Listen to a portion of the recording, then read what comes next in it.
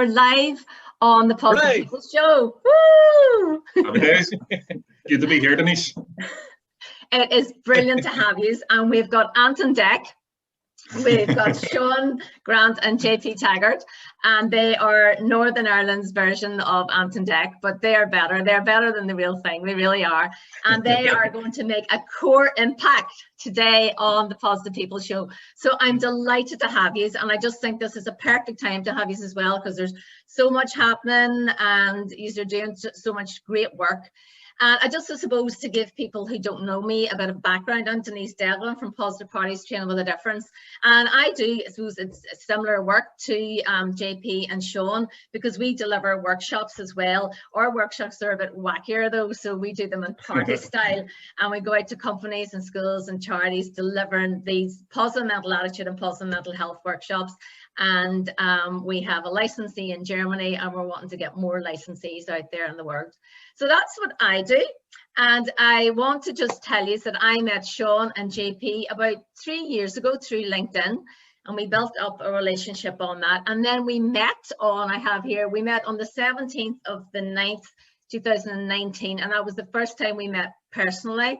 And we met in Cafe Nero up in Belfast. And we had a coffee, and because I built up that relationship online with you on LinkedIn and we'd already chatted, I felt like I'd known you then when we had that first meeting, and that was it, and we took it from there. And then we've met up along the way at networking events that Gary Doherty has run up here up in the Northwest, and we've also been to the Greatest Showman and all as well. So that's been good too. But I remember at the start as well, a bit like Ant and Dec, I used to get you mixed up. People still do, don't worry. It still happens. That's been the good thing about Zoom, Denise. We can put our names on. Because I remember being at the Greatest Showman and chatting away, JP, to you and Laura, and then calling you Seán, and you were going, I've gone, oh, I'm so sorry. I'm so sorry. Yeah, but I've got it now, so that's fun. But I would say I've been called worse, but sure.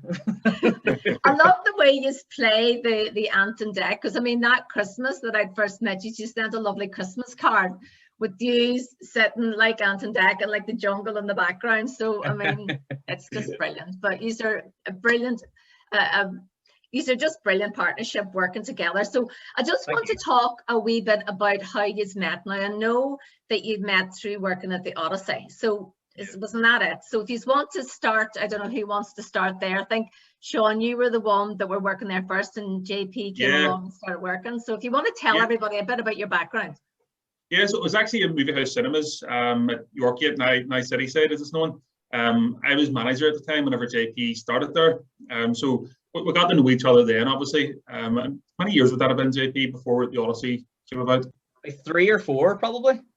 So my time is terrible, but yeah, so about 3 or 4 years. And then when it came to the Odyssey, when we opened up the Odyssey, first of all, we had to take on a team through a recruitment agency. So at the time, there was a lot of people who really didn't want to kind of be there. They just wanted a job. They didn't particularly want to be in the Odyssey. And this is where the whole culture change thing started.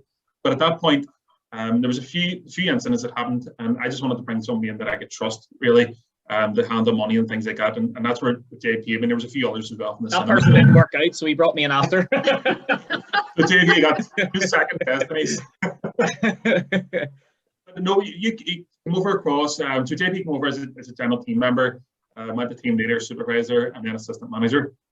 So we were working in the Odyssey for 10 years, nearly 11 years together. We started Core Impact actually. What would have been about 4 years ago now when we actually started the business. So JP, I'll let you actually take that part, JP, because it was you who kind of started that conversation. Yes, just through the work we were doing in the full-time work, in management, we very quickly realized that we became good friends. Obviously, we'd done a couple of charity events actually, and it was actually at that point that we realized we're actually quite similar in our mindset and what we sort of wanted to achieve for not ourselves and the business. And the business we were working for at that stage, we still work for a business, it's just our own this time. But I started doing a couple of different courses, and I took I'm your typical sort of mess about at school. My mum was a single parent, I wanted to get out and work, and that's what I'd done. Went out and worked, loved it, then kind of went full circle. So I got the management experience, and I thought, might go back and do some education. And I had qualifications, of course, but I didn't have anything specific to business. And that's what it done. Sort of went up through the chain, done like a level 3, a level 5. Decided to go on and do a business studies degree. And it was during the level 5 that I sort of, my mind started ticking a wee bit, and I sort of went, I don't see many other businesses doing what we are doing, achieving what we're achieving with our team. And I kind of, at that point, Seán only had, I believe, Neve, Seán, or maybe Ian. Yeah, so 9 years ago, nearly, you know, that I was sort of saying to Seán, do you not think we could do something here? Do you not think we could? At first, that was very much just going to be, come on, we just run a couple of workshops and see how leadership philosophies could be changed, and the way businesses can, you know, with the environment that we were in, we took over that. Seán took over that site as a manager. I came in quickly after, but it was under administration. So we, as a business, the business we worked for, Movie House Cinemas, took over that site and we're managing it out of administration. Well, the plan was just to manage it in administration, but because it was such a success, because of the way we managed it, it was managed out of administration, and just grew strength to strength. But as you can imagine, in administration, it's very much based around paying the bills. So we didn't have any money for staff incentives. We didn't have any money to create an environment that was top class, but in terms of the tangibles, you know, the infrastructure. But what we could do was we could invest in the team, and we could invest in the experiences for the customers coming in.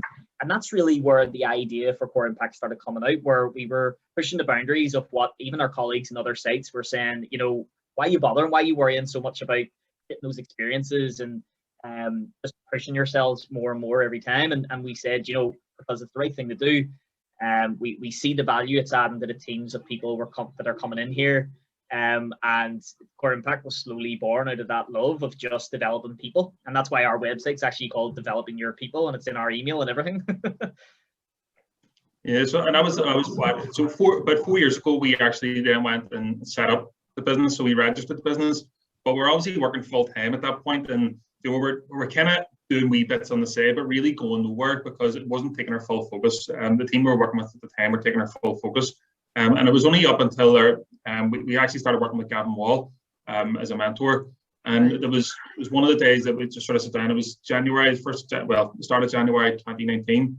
And he sort of said, he's like, what's the targets here? And he said, look, we want to leave our full-time employment and we want to start this business. And you know, the thing about it was that the full-time employment, we loved it. You know, it wasn't one of these circumstances where people were trying to get out of a job to get into business because they didn't enjoy it. We had full run of the place. The guy owns Movie House, Michael, gave us a full run of Odyssey Bowl, and we done what we wanted, really. You know, he trusted us, and it was great to have that kind of empowerment, and that's what we ran free essentially, and that's what we were able to build a positive culture from.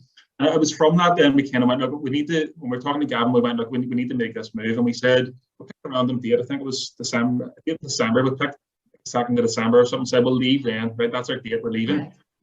For 9 months, it was ready to go. Basically, we had done everything. We wanted to make sure we spent time with our team to make sure that they were all sorted. You know, we didn't want to, because it was myself as manager, JP as assistant manager, leaving at one time, essentially, and we didn't want to leave the team in the lurch. We wanted to make sure we had all the leaders kind of coming through on that. But we were really, really fortunate in that whenever I spoke to Michael and said about leaving, that he came to us and asked us could we stay on as a management company, basically, for it. So that gives a great start to the business, basically. Yeah. That sort of replaced the income in a sense that we would have needed to push ourselves to do the Core Impact stuff full time. It was a transition, you know, because Seán mentioned like we loved what we do. We did like that relationship has still continued, even, and I'm sure we'll chat more about that as we chat here. But you know, with Odyssey Bowl, like the team is still our team. It genuinely was a family. I don't think that, and we are all in agreement that we've never worked in an environment like it, because of the culture that was created in there, and it is the people, it is developing your people. And Seán sort of got a track record for being the one who, if someone walked in with a tracksuit or a cap on, like he was like, right there, getting the job. You know, that attitude of give the people who maybe otherwise wouldn't be given an opportunity an opportunity. And it's almost like a big case study in that, you know, it's people's lives. I don't like saying it like that, but if you want to look back on it, it is, because it's proven that if you instill a little bit of confidence and belief, throw in a bit of accountability and responsibility, you know, you'll find that people will completely surpass what society says they can surpass. And some of our best employees came from different groups, you know, further education colleges or TACs, for lack of a better way of describing it, that, you know, they didn't do well in school. They were put into these vocational style programs where in a hospitality setting they come in to do placement. We loved that. We loved giving those opportunities, and sometimes it was learning disabilities, sometimes it was just behavioural, sometimes it was just that they weren't given a chance and they messed about in school. And some of our, probably most of our best employees came from those types of programs and those backgrounds. And what we seen was, it doesn't matter who you are, what you are, you know, where you come from, or what even your to an extent what your abilities are from an IQ perspective. It's all about EQ, that emotional intelligence. How can you create an experience for the customers that are coming in? And also, by the way, if you can do that, you're going to get more responsibility and you're going to be shown a path to leadership if you want it, or somewhere else, and we'll facilitate that as well. It's all about encouraging people, isn't it? And as you said, the emotional intelligence is so important. And the people that have been not encouraged at school, that were maybe told them, you're not good enough, you're not meeting the educational marks here, and cast aside, and that's what helped. And then that's people's confidence go down, and they don't feel they're good enough, and somebody tells them they're not good enough. So I mean, what an amazing place to work, where you're brought in and you're lifted up and you're just told, you know what, you're amazing. It's like, you know, last night my daughter Orla has needs a bit of help with maths. She's doing GCS maths like next year, like she's going into 5th year. And so just with lockdown and all that, and they weren't doing any classes online, and Neil, my husband, was helping her. And then she's going back to her tutor. Now we've got this amazing tutor that Emer had as well, that built rapport with her. You know, when you go in at the start, it's like, Orla, how are you getting on tonight? Orla loves dance, performing arts, acting. Talked about her at the start, all about her going to be in Chicago, going to be in the show. Made a real rapport at the start, and then got Orla to do some of the maths that she was doing. Orla flew through it. When I went to pick her up, she says, well, she's some smart cookie. You should see Orla beaming. And then she says, you know, it's just about you getting your confidence about how to do the papers, because Orla finds that she's okay when she's doing the maths, but when she goes to do a test paper, she gets nervous.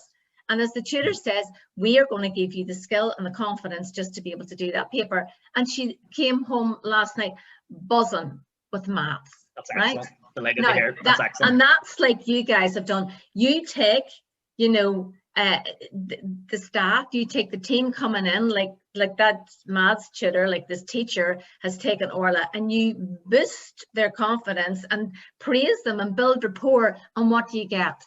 Somebody who's going to go, yeah, I want to do this. I want to work. I'm excited. You get people excited. So that's amazing, guys. You are doing amazing work. But you know what I think is amazing as well? The fact that you planted that seed, that, you know, you could see that, like, you were studying, JP, and you were thinking, right, okay, I want to do this, and I want to, sorry, my hair's annoying me there. I want to do this, and I want to, you know, because you were studying business and you were like, you couldn't see where other teams were doing this. So then you brought it to Seán to say, you know. I pitched it to him. yeah. And you know what, I remember Seán, it. Sorry? Go ahead, you're fine. I'm just laughing too, talking about the maths, because when I was doing a bit of my, you know, sussing you out here for just to do the bio to get up, I noticed that Seán had done a degree in Queen's in applied maths and physics or something. Don't even, Denise. Oh my God. That was fun. The thing about that was I got it, but I just about got it, because in all honesty, majority of times I wasn't there. I didn't go to most of the classes. I love maths. I really genuinely enjoy maths. But see, when I got the degree level, I had no interest. No interest at all. He's still good for maths. Like, he still loves it. He loves a good old figure every now and then. Yeah, but it became dissertations just written in numbers, and I was like, oh no, this isn't fun anymore. Yeah. But but what a good combo then. You know, you were away doing the business, Seán's background's kind of the maths and all the finance and so, like, what a great team. And then, as I said, for you to plant the seed and then look at how the universe, you know, conspires. Then, you know, you decide, right, we're going to do this. We're going to set it up while we're still working. Because I remember on LinkedIn when you both actually said, this is my last shift as an employee. So you were you'd set up the company and you were making those contacts, and you were out and you were kind of out doing sessions. I know there was one in Derry I was supposed to go to, and then I couldn't make it, but that's how I'd made contact with you. You were doing things for charity, and then you built that all up. and then you set out on your own. But the thing was too, didn't you set the day that you got your office was the day that Boris Johnson said everything's shut and your desk just arrived, wasn't that right? Yeah. You couldn't read it. You couldn't read it. So yeah, we left in September. Obviously, COVID was here in March, and it was just through a conversation. We've been working with Mollusk Enterprise Park from the very beginning. Actually, we've done a business beginnings course right at the start of Core Impact, and we got our business plan written up here. And then it turned out we're working with a lady called Colleen McRavy, and we're having a conversation with her. She works for Mollusk Enterprise, and she's been brilliant for us, and she just said there was an office available, so we went, let's have a look at it. And we posted through pretty quick and got in here. And as you say, the desks arrived and then COVID arrived alongside it. So yeah, it's like shut down quickly. It's like moving day, isn't it? We had went round. It's in Mollusk. Like, we love Mollusk Enterprise Park. They've been fantastic with us, and like Garrett and the rest of the team, especially Colleen, who we've worked with so closely, are just amazing. And we were like, well, let's keep it in Mollusk. We'll go round. There was an office supply place around the corner. Ordered it like the week before. I was like, this is class, this is really good, we're going to do this. And then I remember it just arriving, and the news was just, the way you get your notifications on your phone, it was just pinging and pinging and pinging, and we were going, oh my God, what is going on here? Because it felt like the world had just stopped at that point for everyone. That it was like a apocalyptic sort of movie, and we were like, oh my God. And the funny thing about that stage, we were about 6 months in it, if you roughly work it out, and things were looking like, not that things got bad, but I think everyone just stood still. And I think we had about four projects. The momentum had really built up at that point. But in the 2020, we were like, we are smashing this. This is amazing. It's going to class. And we're about to kick off literally 3 or 4 projects. And decent sized ones where we were going, right, our next 6 months are going to be filled here with a decent amount of work. And well, you can't blame businesses. Who's going to spend money on a project that they can't even run because their team are on furlough, which I didn't even know what furlough was. I don't think many of us knew what furlough was at that stage. So very, very unique in our journey. When we first started when you start learning about entrepreneurship, you start your own journey on entrepreneurship or any type of journey. You learn about the roller coaster that is entrepreneurship and running your own business. And geez, I think we all felt that at that point. It just took a big dive, and we were sort of going. we just walked away from really well paid jobs in a really nice situation that took us about 10 years to build, and with an amazing team. And then we were like, right, well, this is what it's all about. Gavin told us, everyone that we've met who are successful told us this will happen. And what I have to say is, in that journey, that relationship, including you, Denise, the people that we got to know were really a support network, and particularly actually Henry McCrory and Chris McClanagan from Creative 3. Who we last week we actually just filmed a promo sort of marketing couple of videos and stuff with them, and which will hopefully be coming out in the next couple of weeks and months. But they reached out to us and just said, look, we're putting a group of people here together every Friday. It's only business owners who kind of are feeling the pinch here and experienced, like them, experienced business owners who have been there, done that. We're about when the credit crunch hit, and they really felt that. And I have to say, that point, that's when we seen the genuine value of the community of business owners and just like-minded people who genuinely came together and like, we lived for that Friday call. It boosted us so much in a week where everyone was going, what's next, So that was your positive people, Henry and Chris, your positive people. Henry's going to be on in 2 weeks, actually, so I'm having him on the show as well. Yeah, and Gavin's going to be coming on too, and Glenn, and it's really, there's a real LinkedIn community, even though we're going on Facebook too. Look, I just really wanted to reach out to LinkedIn people that I built relationships with, the people that I go on and I look forward to their posts, and I look forward to hearing what they're doing. So that's why I wanted to talk to you, Seán, about this, because when we met 2 years ago, that time, and I was telling you some of the wacky stuff I was up to as well when we met for that first coffee, and I was really getting to know you. I remember telling you about Dr. Joe Dispenza. And you were like, oh, who's he? He sounds amazing. And I told you about Neil, and I, my husband, had been to one of his weekend events in in Edinburgh, and how Neil was doing his meditations every morning, and I did them too, and how much we loved him. And you were like, who's that guy again? You were really interested, but I asked you, do you meditate? And you were like, no. And then this past year, I'll see you putting up posts. I start off with my meditation and my gratitude, and I'm like, wow, these guys are like, whoa, talk about growing and blossoming. Like, it's amazing. Yeah, and it's been brilliant too. You know, it's been one of them. It's something that really builds a reservoir for you for whenever you are struggling, when times do become difficult. Because I mean, I'd have looked at it and went, "Come on, really? What's that going to do for you?" I'd would have been the one going, "That's cheesy. No way. Not even considering it." And then the more things kind of happen, and you're listening to other people, you're going, "You know what? You have to start giving these things a try to really see what it does for you." I love it. Our kids love it too. We did it every night. They listen to meditation when they're going to bed. I just have different apps on the phone and put the meditation on, and it's brilliant. I mean, the only one thing I would say is, like, over the last couple of weeks, you kind of let it go a wee bit, and you can really feel it when you let it go, because we've been busy over the last few weeks, and of course that's brilliant. But you do let some things give, you know, as you get busier, some things give, and unfortunately that was one of the things I let go. But every Monday now we're on with lady Lisa Gracie Rafferty, who does a meditation. So we do like a wee half-hour lunchtime. So I start on Monday with her, and it's brilliant. You know, for the points where you kind of don't have your focus on it, that pulls it back in again, because you have the accountability factor of Lisa's going to be on, and you want to go on because you know she's waiting on you coming on. So it's not just yourself, and it's brilliant. Really, really enjoy it, and it splits up the day as well. But see the gratitude, the meditation, it's all amazing. It's all so good.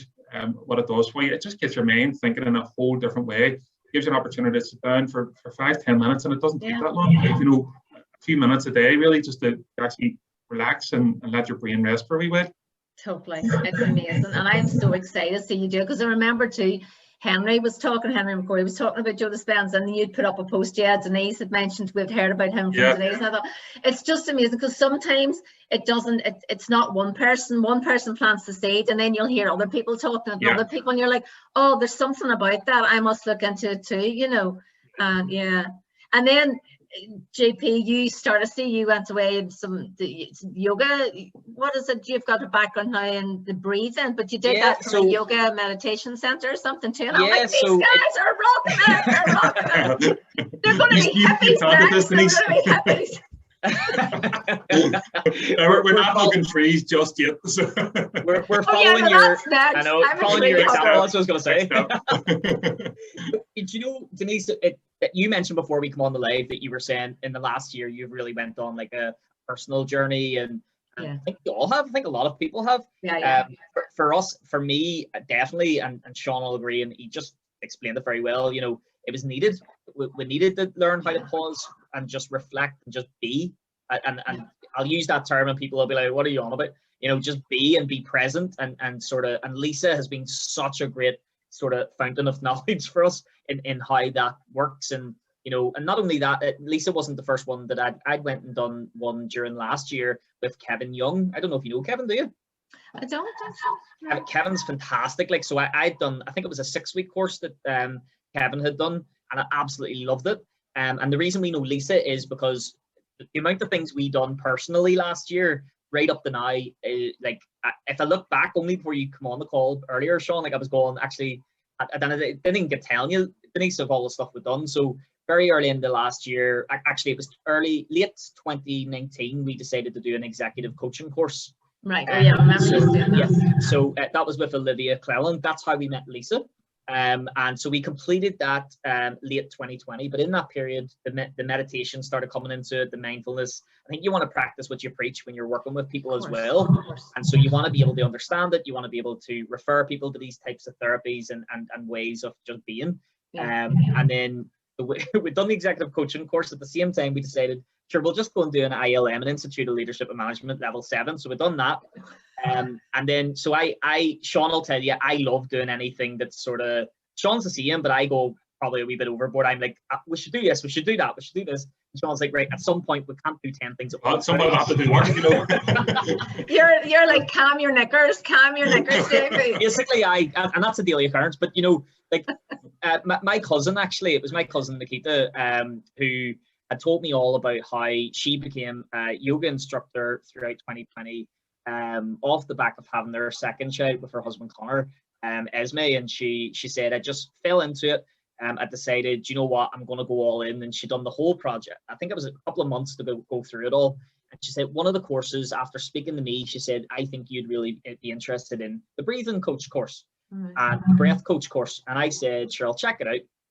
Very quickly got bought in. It's with with the Yoga Teachers College, a guy called Lucas Rockwood, I believe his name is, and he's an American guy who lives in Barcelona. He's a real guru for all things yoga, but very much, obviously, that's where the breath element comes in. Obviously, if you know anything about yoga, you'll understand the breathing techniques are just as important. And it was funny enough, Lisa, who told us a little bit about the breathing techniques and how it's important. So all these seeds were being planted through 2020. And then I went, you know what, 2021 hit, I went, I'm doing this course, I'm going to get it out of the way. And it was a 10-day intensive course. Absolutely loved it. We've now incorporated it into, we've very much started taking a slant. So obviously a lot of the work we do is around leadership and management and managing teams effectively. And we learned that in 2020, the topic that has been so prevalent is the element of well-being and the understanding of self-care for leaders and their teams. And so that holistic approach has been one that we've leaned into. So the breath coach fits into that, and the visioning for your future falls into that. And it's all just seemed to fall into place the way it should. And it just seems like the coaching element, the breath coach element, and then obviously what we had already been looking at and doing has merged so well that now we're moving forward with organizations, and now we're the ones sort of incorporating those things and saying, have you tried this? Have you tried that? And people are looking at us like, what's the point? And then we get them to try it. And as you know, Denise, when someone tries it, they're like, whoa, I didn't realize that was actually going to impact the way it did. So it's great. If I told you guys 2 years ago when we were sitting in Cafe Nero in Belfast opposite the City Hall that you'd be doing meditation and you'd be away at the yoga centre doing your breathing, you would have laughed and gone, aye, right, Denise. He's actually said this. I've done a mental health first aid course there of recent times as well, and I said that on the course. That's one of the things I was saying. I said we had a conversation, and that I would have laughed at it. Like, I mean, but don't get me wrong. When we spoke to you, when we walked away, we were going to Denise's wacky. No, it's okay. It's wacky ass, yeah. You're not the first one said that. No, and it was such a good conversation, and you opened up loads of stuff as well there. I did. We wouldn't normally hear people sort of saying, but it was brilliant. Even like the whole spiritual side and that kind of thing as well, which I love as well. So it was kind of good listening to that. And when we walked away, we're going, that's brilliant though. You know, see when you told us about PositiveParties, we're going, that fits into what we're doing. We can incorporate that somewhere as well within the work that we do. But I was telling all this in the mental health first aid course, and I was saying to them, you know, I really I can't recommend it high enough that you do this stuff, that you do the meditation and do the gratitude, and just start with one thing and try and build it up. Just do one wee bit at a time, even every other day at first, and then build it up and make it better. But definitely do it. It's 100%. Like, it really has seen, especially the COVID times, the past year and stuff. You know, sometimes taking a step back, and even when you're speaking to someone, but you've something else in your mind, that you're kind of nearly doing the breathing exercises in the middle of a conversation almost. Totally. And it's good when you get to that point where you're doing that and you can just pull yourself back again. Pull yourself back. And I find too, sometimes if you become the observer, and sometimes when you can find, I would find if there's a reaction, if something triggers up on me, I know that it's not really what the person's saying, it's an old trigger. And it's observing that trigger, isn't it? And saying, what's that about? Why am I being triggered here? And I did something last year. It's a book called, check it out. It's called The Presence Process by Michael Brown. And it's a 10-week, it's a book. You read the book, it's quite intensive, and you have to do breathing in the morning and at night. And you breathe for 15 minutes going, I am here now in this, but you're breathing up and down through your nose. And you sit, and it's so hard at the start to sit for 15 minutes. And you have it on timer going, is this 15 minutes ever going to be over? Going, and you're saying into yourself, I am here now in this, and you breathe. And you do that twice a day. And you read the book, but what happens throughout this presence process is things arise because you're doing this, and it's talk about being in the presence. Things arise to trigger you, and then when the triggers come, you, instead of reacting, respond by sitting in that uncomfortableness of it, and whatever it is, there's going to come up anger or grief, whatever, and you bring it up, and it actually comes up and out through your body, because what we store, a lot of the stuff we store is emotional. it's cellular memory. There's things that we have in our body that's cellular memory that are still there. And that's why we repeat old patterns and stuff. So that's another wacky thing you can check out. Well, you haven't been wrong yet, so we'll definitely look into it. I know, but we're talking here about being positive, and I know you guys are. I know that we've been ups and downs at the roller coaster, but I know throughout your lives as well, things have happened. And I suppose I just want to talk to Seán first, because you've got 3 gorgeous kids. You and Mary, but when your first daughter was born, it was real. I don't know how this birth her, but she was premature, and it was a very scary time for you. So how did you and Mary, keep, especially your first child and all happened, how did you keep positive and upbeat during that really difficult time? And she's 9 now, and she's doing absolutely amazing, and she's gorgeous. I've seen photographs of her, but that must have been really hard.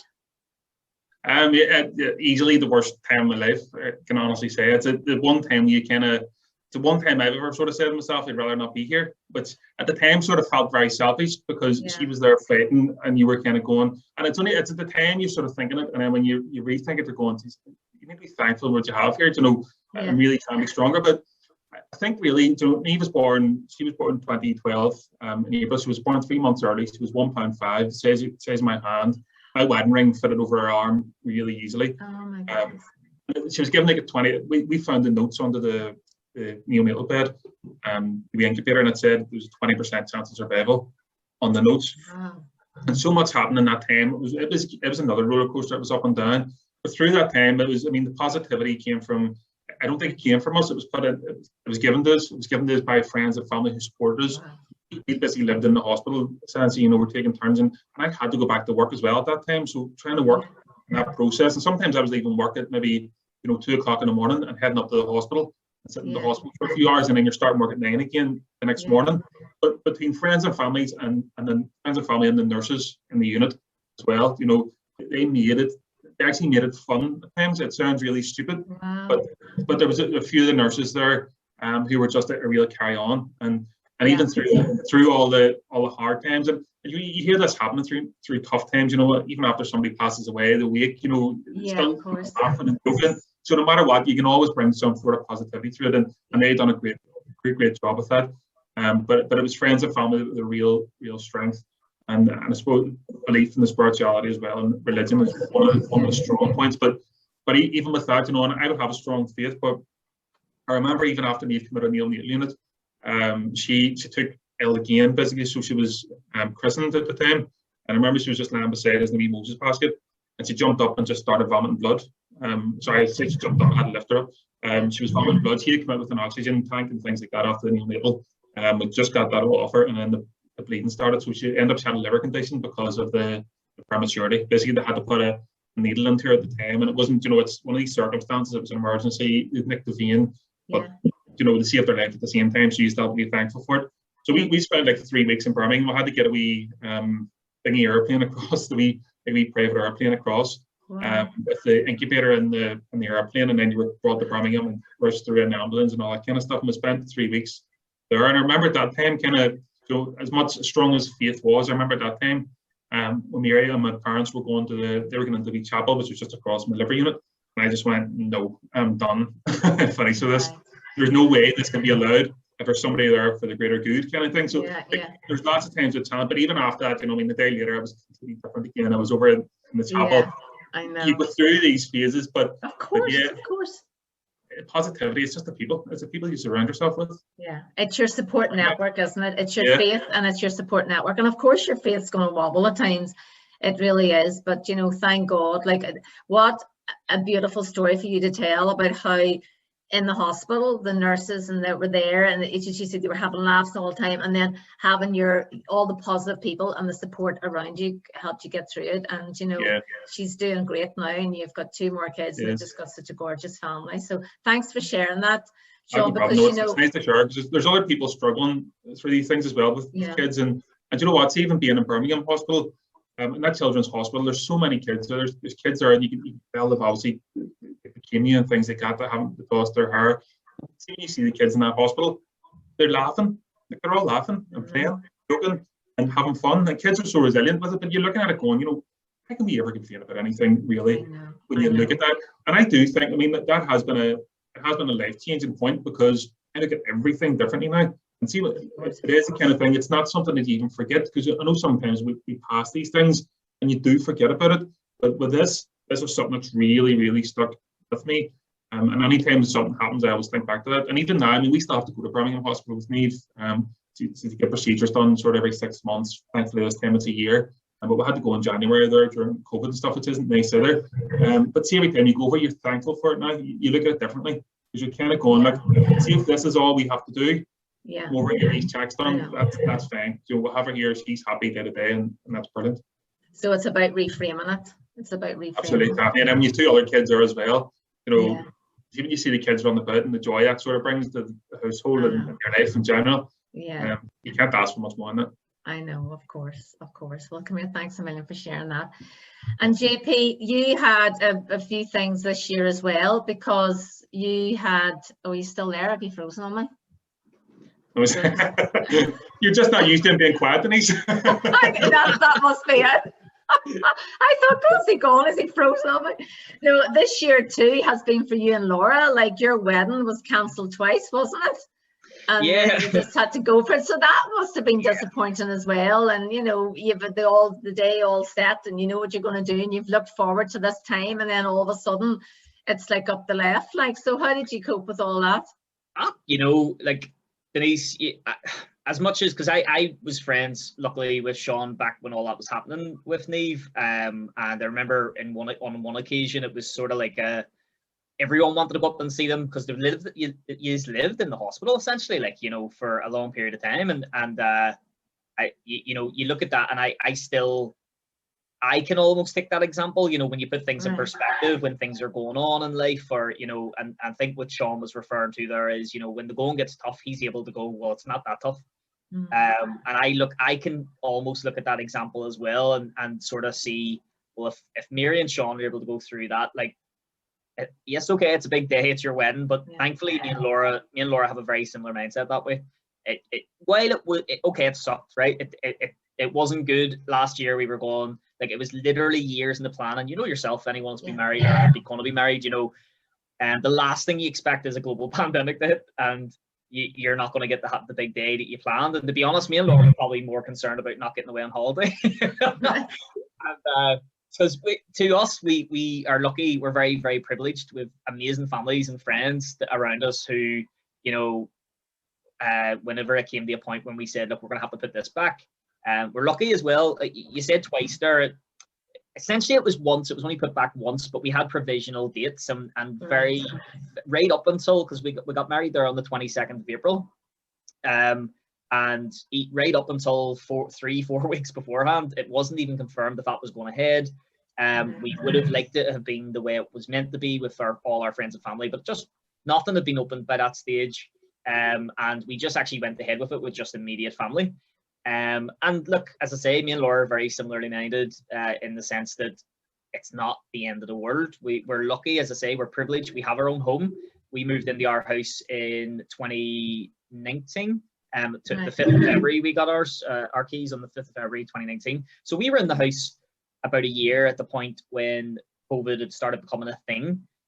So life as we knew it wasn't really going to change all that much, just because we were getting married. We weren't in married life, but we were together for life, and it didn't really matter to us. So yes, okay, being married together is really important to us. And of course, from a sacrament perspective and from the religious sense of the word, it meant a lot. It means a lot in the matrimony of it. But you know, it wasn't the end of the world. Yes, okay, there's a lot of savings and money, but thankfully we haven't lost anything as such, because we're actually, while we done it back in 22nd of April and we went with immediate family, we're actually looking at it now going, you know, we wouldn't have changed it. We wouldn't change it even if we could, because we're kind of getting our cake and eating it too, in that we had that day special. Seán and friends and family and stuff, there was a small group that were able to see us coming out of the church, even though they weren't allowed in. And we're actually provisionally, we have booked down at Ballygally, it was meant to be our reception. We've booked a night at like a party night type thing in November. So we're still hoping that we're going to get that, but at the same time, for us, like the intimacy in terms of having family and friends and the loving environment. Like we got that. We got the perfect day. It's personally, I think it's been the best day we've had this year in terms of weather. And we still got immediate family just in the house, and we got a bit of a meal, and it was amazing. I loved everything about it. So while it was a challenge, Denise, honestly, it doesn't feel like it was a big problem. It wasn't a problem at all. Still loved it, still have the memories, still have amazing photos, and still going to have hopefully a piss up in November. And again, too, you had all the positive people and your family around you and people supporting you and just going with it. So that's great. Yep, it's a constant. It's a constant. Me and Seán are very similar that way, actually, even including Laura and Mary's families, like extended families. Like we're very lucky in the relationships we are and the friendships we have, but we have really supportive families. And, you know, like my sister had actually created a video that extended friends and families actually created like a small video for me and Laura on the night that they played. And Seán and Mary and the kids were part of that, and family from down south were part of that. And it was just so special that we were able to feel it on the night, even off the back of them not being able to be there, that my sister Nicole had found a way to bring everyone and include them, even the ones who were geographically like down south and, you know, further afield. So, and was that a surprise? Was that a surprise? Yeah. I was sort of, they were fiddling about with Laura's dad's TV. I was like, what are they doing over there? And then so she was stressing, and Nicole's stressing, she's worrying about something. And so eventually then I forgot about it. It was later in the night, and then at the end of the night we were sort of like, oh, look at this. And we thought it was just going to be, Laura's dad has a fantastic camera, so we thought he was just going to show, here's the photos I took all day, which he did do that night, but it was a video, and so we were completely unaware. Got a wee bit emotional, sure, you know how it goes. That's magical. You know, we did that for my mum's 80th. It was mum's 80th on the 14th of February. And of course we couldn't have anything. So my brother Joe, we sent out this video and we just sent it to friends and family, and it was just brilliant. We just took mum in, you know, we says, come on in and sit down, see this. And she sat down, and there were all her friends from years ago, and like a cousin over in Australia, and they were just telling funny stories and things about her, and saying how she always is she always has her lipstick on. She never goes without her lipstick, and she's always like was always dressed. She always like dressed up well, you know, and everybody was commenting her, you know, and kind of complimenting her about that. Or you never saw Sheila looking shabby. She was like all proud. And it was brilliant. It was absolutely very good. Yeah, so special. You can do that. It's amazing. Like it's good as well. Because it means you have that. You've got that video as well forever, don't you? Yeah. So I remember you posting that actually about your mummy, Denise, about wearing a lipstick and stuff. I remember seeing you. I think it was on Mother's Day. I got her to do a wee video about, and she says, "Oh yes, I wouldn't even open the door to the postman without my lipstick." It's so funny, you know. And I would have been the opposite, like real hippy dippy, and like my hair would have been all over the place, and I wouldn't have like just been like real casual. And I knew she used to just shake her head and think, where did she get me? And then now it's like it missed a generation, because my daughter Emer is really like my mum, and Emer's away now to study, you know, fashion promotion at university, and is all kind of real stylish and so it's quite funny. Yeah, that's very good. I don't know where they got me. Now, I wanted to talk to you about this as well. This is very exciting. You have a community interest company now called Community Impact. Now, tell us more about that. Should have been around Impact Community. Impact Community. Sorry. No, you're fine. You're grand. Core Impact. So Impact. Core Impact. Yeah, I know it gets confusing. Brilliant. We get mixed up too. Don't worry. That's fantastic. And you know, I got excited when I saw that, because I thought, oh my goodness. Because you know the way we've got myself and Sharon Murray, and then there's a lovely girl from up here, Kathy Malcolm.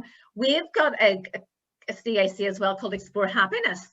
So, and I thought, you know, Impact Community, Explore Happiness, because a lot of times, you know, people are, you know, sometimes the funding comes out, if companies come together. Yeah. And I thought, oh my goodness, between all the skills of that you know, that we have an Explore Happiness and you have, oh my goodness, wouldn't that be an amazing collaboration? So when I found out about that, I was like, and saw that, I thought, oh my goodness, I have to talk to the guys about this, you know, later on down the line when we get up and stuff. But that's a lunch date sometime, I think, definitely. With the directors. And Denise, that's one of the things that we really want from this as well, is collaboration, because it's about creating that greater good, isn't it? You know, so I mean, this is a bit of a passion project, I suppose, for us. You know, we have Core Impact, and there was part of this that we actually tried to incorporate into Core Impact at the start, but we just felt it was just they didn't match up the way we wanted them to match up. Right. And it was actually Glenn Oakes who had a few conversations, and Glenn kept talking about the social enterprise. Are you sure you're not a social enterprise kind of thing? You know, having that conversation through. And I think he really sparked it within us to kind of go, this is something to think about. You know, something we just always wanted to do. It was just what JP was saying earlier on, you know, about giving people opportunities. And we've had the privilege of working with lots of different, I always call them kind of steps to work programs, because they're all a wee bit different than themselves. And I think that's a nice way to sort of pull them together. But it's all programs that are very skill based. They're supporting people in the working environments. But we helped some of these companies. Some of them are community interest, some of them are businesses, but we brought them in, and some of the ones that come in to us working through these programs. And one of the things that we noticed as a common thread throughout it was they were used and abused a lot of times. Right. There were employers who were taking them on and really just using them as free labour. There was no training, there was no improvement. Their confidence was actually being dented rather than lifted. And when you see that happen, and you're kind of going, you know, there's something wrong here. Something else has to be addressed. And I think, you know, all these programs do work, absolutely amazing work, but at the same time, they don't have the capabilities, they don't have the funding, they don't have what they need to take it to the next step. Yeah. So we want to be the next step, and that's where we want to come in. And this is where the collaboration comes into play, because we're not going into this to step on people's toes. This isn't a big money earner. You know, Core Impact is our business. That's where the finances are kind of focused on. Impact community is something that we've always had, kind of in the back burner. Again, like Core Impact, these things sort of take a while to develop, but we didn't know if it was the right time to do it now, because we are focused on getting Core Impact up and running, and that had to be the priority at the minute. Yeah. So we're going to hold off on this, but we just felt that at this time, whenever after COVID had happened and things like that, you know, I think if COVID hadn't happened, we wouldn't have done this now, basically. But what we're seeing is that there are so many people have lost their jobs at different points. So there's people out here have better qualifications basically than some of the people coming through these skills programs. So basically they push down the ladder a little bit more than they were even pushed down before. So we want to be the ones that kind of bring them back up again. So it's like, you know, you have the job role, and you have someone here who's close to that job role, whereas you have the young ones coming out and they're down here, and we just want to bring them up here to give them the same opportunities as everyone else has. So we want to be able to give that, and our focus on this is soft skills really. And I always kind of do the soft skills because I haven't solved about it, but it's about understanding organizations, about building their confidence, and this is where our sort of value proposition comes through. And it is about building confidence, about taking them from down here to up here again, and really giving them the skills that they already have. Actually, you know, it's about pulling out the skills they have and then adding to that, because I think there's so much that isn't recognised within people, and particularly for us, you know, any of the ones that came through, customer service was second to none, because they had a huge respect for people, even though they've been put down most of their lives sometimes by family, sometimes by friends, sometimes by people that they work with. But as you said earlier on, Denise, you know, when somebody keeps telling you you're not good enough, you're not good at that, then that's all you're going to know. That's what you believe. Whereas we wanted to turn that around, and that's what we did do, and that's what we see in a lot of success stories, by telling people you are good enough, and it takes time. You know, I wouldn't even say it's difficult, but it takes time, because it's a repetitive nature to try and pull them back up every time they think they can't do that, and then they make a mistake, and that sets them off again, and you're going, no, that's not what's going to set you off. We're pulling you back up again because it's just a mistake, and we all make them. So that's where Impact Community came into play. Really, we just want to help people, really, and that's what it's all about. I mean, that's what Core Impact's about too, but there's a slightly different end of it. So what we're looking at with this is we put together like a 12-week program, and we want to pull in the coaching and mentoring sides, because I think a lot of we're saying young ones because, you know, that's what the main base is going to be, but we want to facilitate older people who are long-term unemployed as well.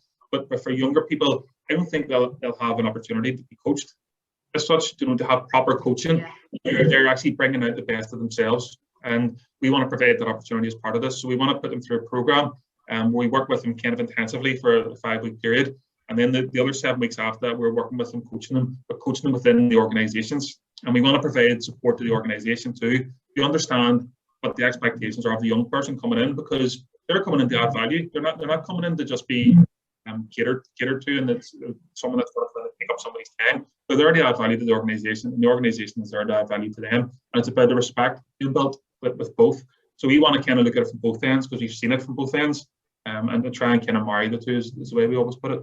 Yeah, I think it always goes back to managing the expectations of the employer, doesn't it? You know, many organizations that we have been in, well, look, I mean, based on us coming from the employer's perspective, like Seán just mentioned, we've seen the value that can be had from be taken and added to the company from these individuals, these students who are coming in, and these young people who just have bucket loads of potential, but they just don't know where they fit in. And it's about trying to create an opportunity for them to feel like they're fitting in somewhere.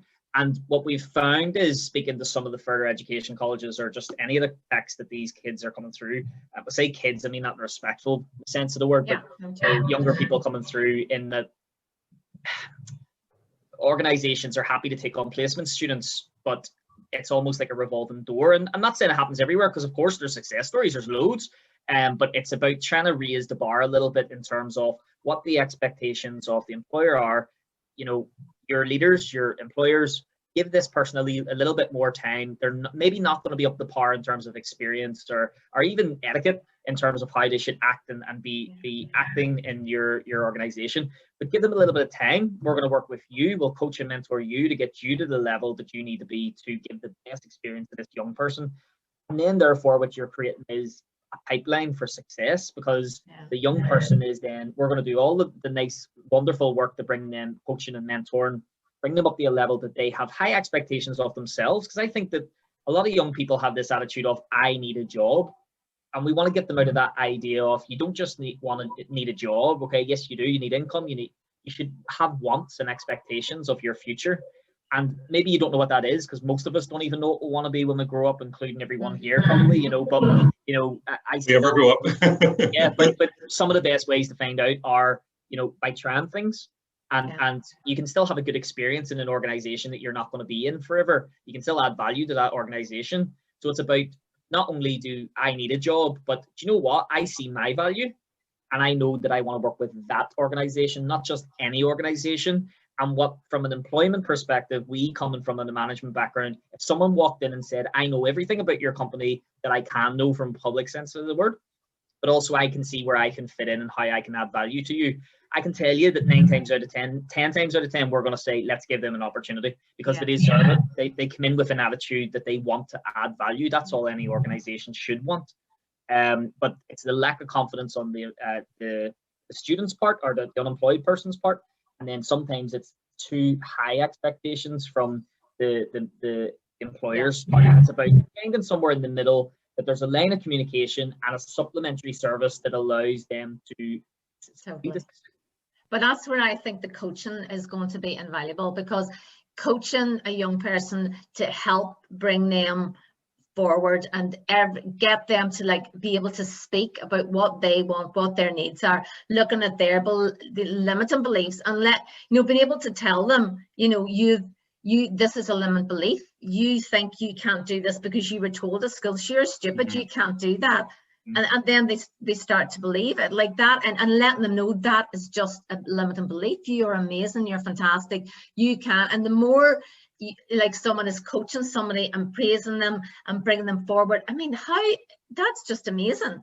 So then once they're working in this space, and then if you're working obviously with the employer as well, and saying like, give this kid a chance, you know, you need to build rapport here, and just not be going in and shouting at them and expecting them what to do, and train them properly, you know, don't just be expecting them, because as you said, the expectations, sometimes, you know, you can be brought into a job and said, do that, and just not get proper training and just be left to go on with it. So it's amazing. It's going to be amazing what you're doing. So that's absolutely fantastic. Say like anybody, you know, it's our environment that kind of dictates the growth. It's what's happening around us that dictates the growth. And if you're in that environment where you haven't, this isn't all the circumstances, but a lot of circumstances that we've seen, that there's no supportive family background, friends are kind of in the same position, and that kind of becomes like a bit of a sort of gang mentality, and people fall into drugs, alcohol, all these kind of stuff. And you know, if that's what you're surrounded with, if any of us were put in that position, we all could have ended up a different way. We all could have went a different direction. So I think everybody deserves an opportunity, you know, and people will have made mistakes in the past, because these circumstances and these environments will have put them in the position where they were going to make them mistakes. But it's about trying to take them away from that and understand that what they have to offer. And like see in terms of the customer service element, see any feedback we ever had in Odyssey Code. Honestly, it was amazing for the kids that were kind of, we kept saying kids, like saying we're getting old, but it's amazing for them as they come through, you know, they want to serve other people, they wanted to do well. And there are people that honestly, a lot of times when they would have walked in, people wouldn't have looked twice at them. they wouldn't have given that opportunity, because nobody sees through that. Not nobody, but a lot of people don't see through what's in front of you, how people speak, how they dress, whatever, just stupid things like that shouldn't really matter. Because when they're given an opportunity, things like that change, appearance changes, how they speak to people change. They learn to adapt their environment better as well, and it's about supporting them to do that. Brilliant, absolutely brilliant. Well, do you know what? These are just doing amazing work. I'm just kind of looking at here what I just written down a few wee things that I want to say, but I think we've covered everything. You know, you're out there doing, you know, your positive culture. That's basically you're working with people, you're working with companies about making change. And I've got there's this brilliant book I'm reading at the minute, and it's called The Art of Living by Bob Proctor. Amazing. But there's a bit here about change, and it says, Mr. Fuller said, "You never change things by fighting the existing reality. To change something, build a new model that makes the existing model obsolete." So that says it all. Very well put. Very well put. Yeah. And that's the other thing as well, because I mean, with that as well, you know, people spend so much of their working lives, so much of their lives in the working hours. It is important that is positive, because although we do this to develop organizations, to make organizations better, but this is all stuff that impacts people's lives as well. Because if you're in a working environment that is constantly negative, constantly people bitching and moaning about each other, that all goes home with you. It impacts your family life, it impacts everything else that you do.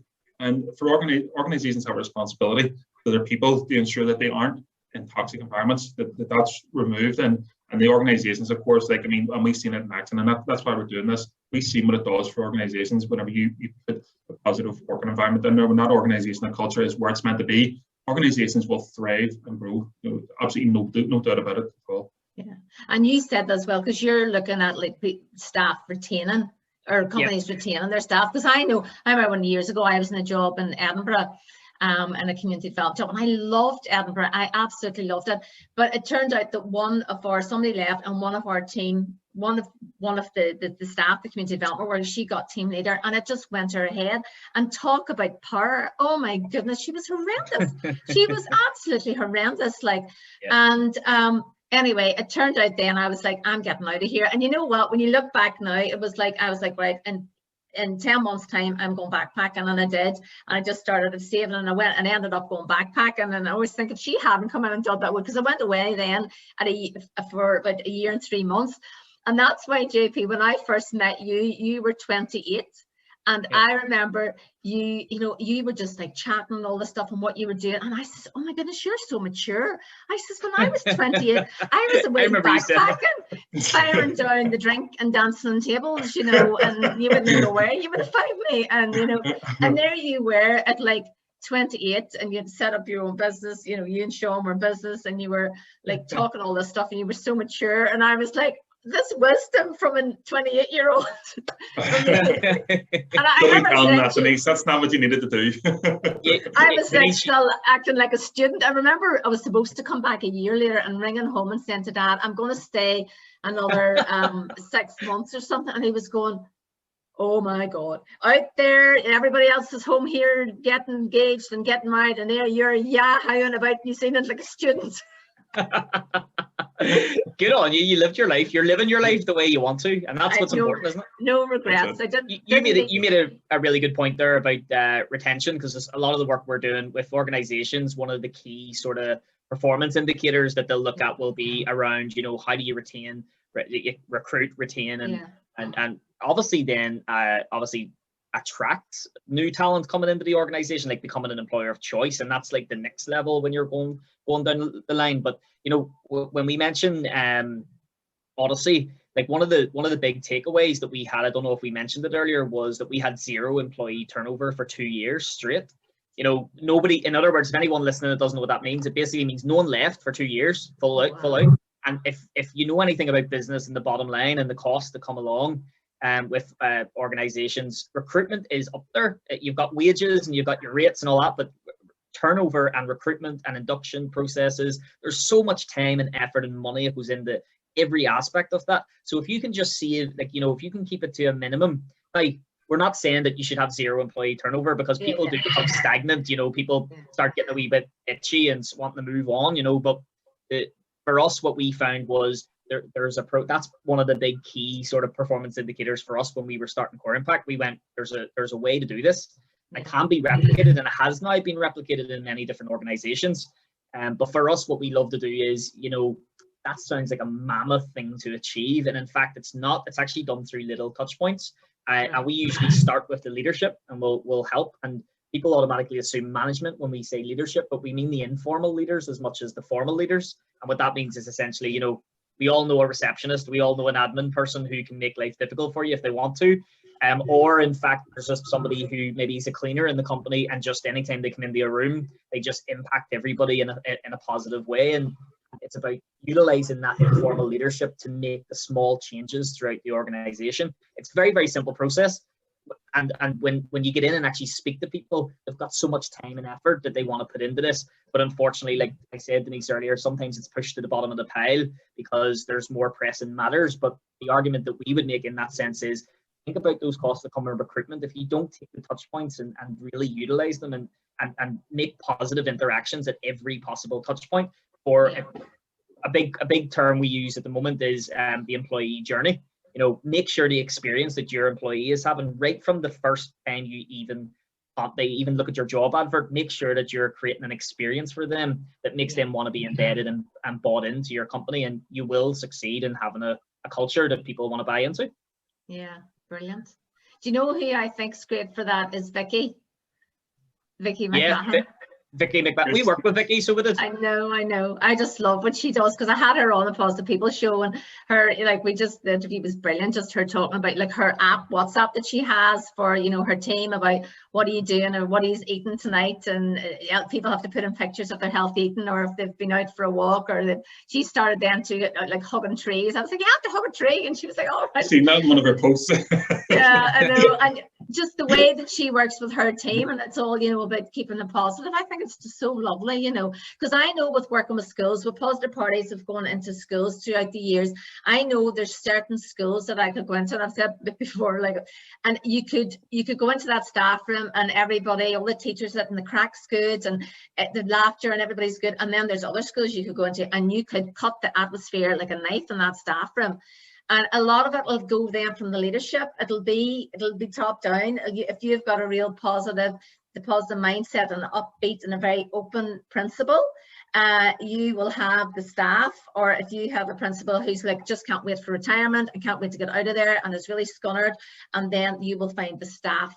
So I've really noticed that. And it drips down. You can see it. You can see culture when you walk in somewhere. Yeah, you feel it.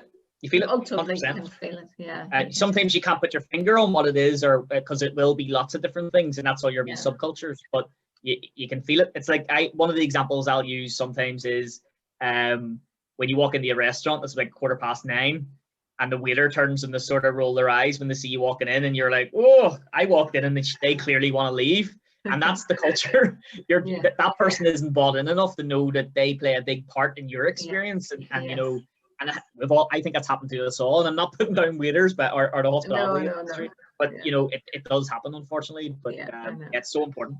But then the thing is too, not everybody knows this, so it's learning. It's about learning, yes. And that's where we come in. That's where Core Impact comes in. That's where Positive Parties comes in. That we're in talking about people. It's energy. The mind is energy. Everything is energy, and it's a vibration, and people can feel it. People think they're not intuitive, that they don't know, but we can feel it. And that's what it's all about. Definitely. So guys, this has been amazing. I have absolutely loved it. I can't wait till we all get together again soon. I know, real life. Yes, in person. Imagine that. So just let everybody, when people are listening, let them know where they can find you, where just a wee bit, if people want to get in touch, where they can find you. Hello. Oh, have you frozen there on me? Right. I think the answer to that question is LinkedIn. Oh, is it right? Yeah, LinkedIn. Yeah. We lost you for a second, Denise. Yeah. I know. Do you want me to go, Seán, or do you want to do that? Yeah, go ahead. Yeah. So we're very active, as you'll know, Denise, on LinkedIn. So this is obviously going live out on the Facebook. So you might not see a whole lot of our content because we put a lot of it on LinkedIn. But obviously we are on Facebook, and that's an area we're focusing on now moving forward. So there's @Core Impact Training. And then obviously there's Impact Community, which is only just starting. So watch out for that and seeing that come out. But of course, then there's obviously our website, which is developingyourpeople.com. And there's some great information on there as well. So you'll see more coming out as time goes on, but LinkedIn's our go-to. And if not, stick on Facebook. You'll see our stuff. And I love what you're doing on LinkedIn. You're very consistent and great on LinkedIn. You really are.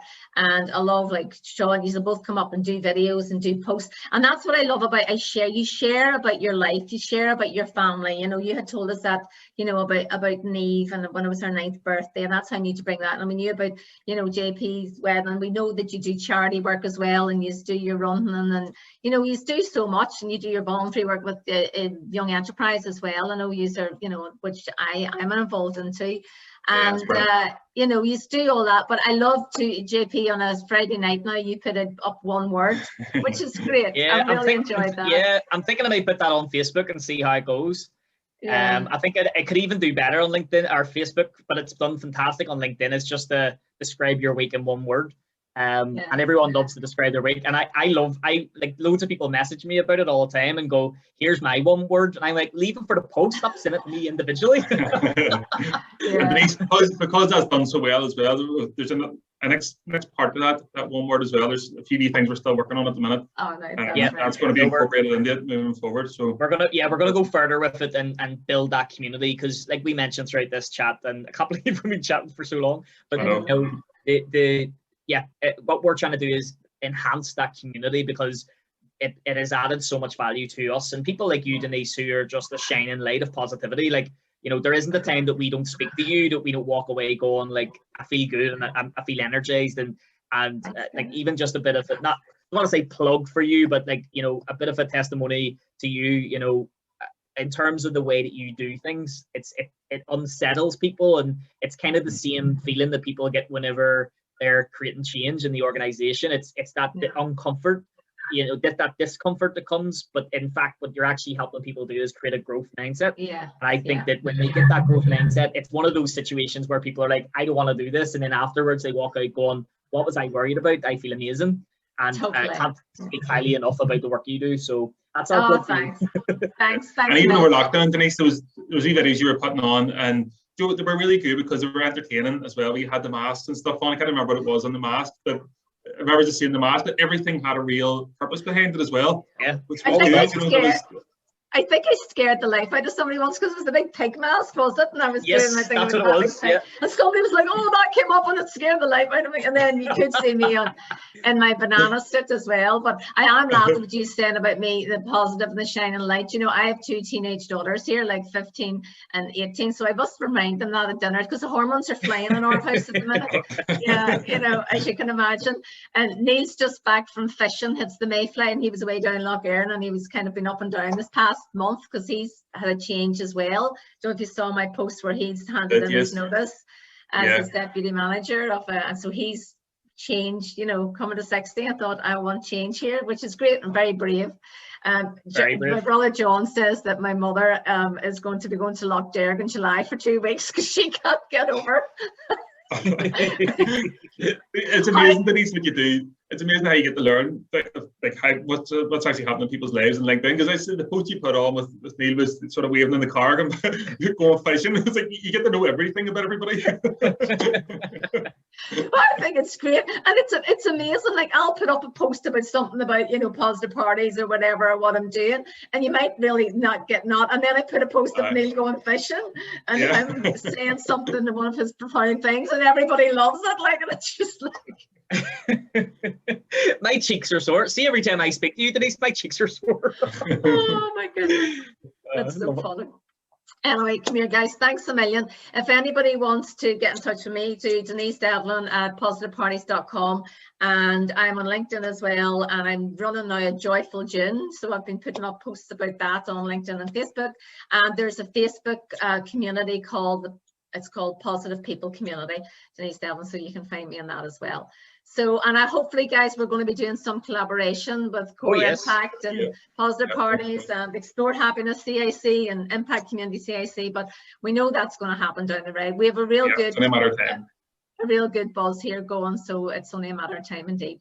So thanks a million, everybody, and do, if you want to subscribe to the Positive Parties channel, that would be great as well, and I'll see you all soon. And the thing is too, we want to get out there, guys, too. If people are watching, you know, we're kind of nearly all zoomed out, so give us a shout if you want us to come out and do stuff with your staff teams, because we're just people want to reconnect in person again. In person, we want to do in person, and yeah, we're there. Okay, everybody, I'm just going to come off now. Thank you. Thanks for having us on.